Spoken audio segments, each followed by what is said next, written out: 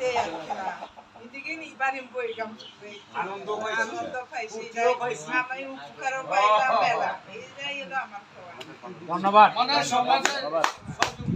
আচ্ছা ছিলাম যে না না গাড়ি গো আচ্ছা আমার ছেলের জন্মদিন তুমি বললে ভালো বাইরে আবার ঘুরে আমার কাছে দিল বাবা আছে তুমি তো মূলত আসলে একটু আগে থেকেই বলি আর পিসি একদিন বিকালে গেছে বিকালে না সকালে গেছে যে একটা আলাপ ছিল সবাই যেন ঈদের ছুটিতে আসছে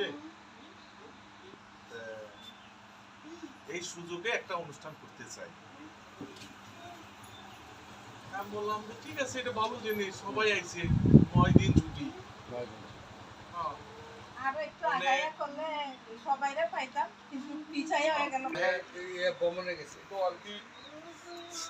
আবার তো আর কি এইসব করতে পারছি পরে দিয়া কিন্তু বেশি আবার বললো যে আগে আর জানাইলে ভালো হইতো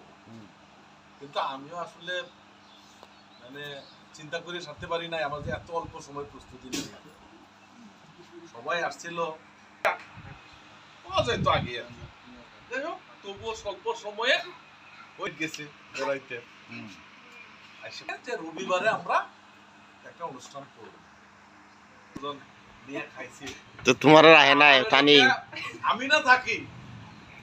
কিন্তু আমি তো খবর পাইছি আসতে পারি না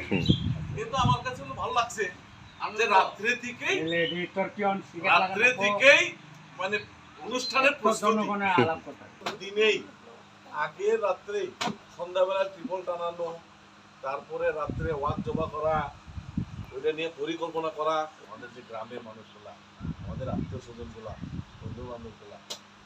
আমি রাত্রের ড্যাড মানে আগের ধন্যবাদ দিই রাত্রে একদিন আগে কর্ম পরিকল্পনা ইয়াবা আসলে সবাই আমরা যাই এই কাম করুন লাগে কারণ কিস্তি আছে এত কিছুর পরে ওই যে আমরা গ্রামে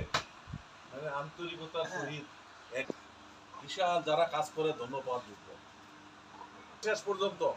একই রবীন্দ্রনাথ আর কি শেষ আলাপ পর্যন্ত কইরা যা শুরু কইরা শেষ অবধি পর্যন্ত থাকে এটা আসলে সবার পক্ষেই সম্ভব না নিঃসংবাদ গ্রামের জন্য অনেক ত্যাগ স্বীকার করে সর্বোপরি আপনাদেরকে ধন্যবাদ দিই কৃতজ্ঞতা জানাই সেই সাথে ঈশ্বর ভগবানের কাছে প্রার্থনা করি আপনাদেরকে ভালো রাখুক কি কয় মানে চিনি না বলে ওই যে তোরা পড়ছিস না রকেট ফুল এটা বলে বড় পাড়া প্রতিবেশী আছেন বা মহিলারা ভূমিকের এত আন্তরিকতার সহিত তারা যে কাজগুলো করে গেছে কোনো এখন পর্যন্ত কোনো রূপ ঝামেলা নাই আর এইটা দেখার জন্য যদি কোনো সমস্যা হয় এর জন্য আমরা কিন্তু এখন স্ট্যান্ড বাই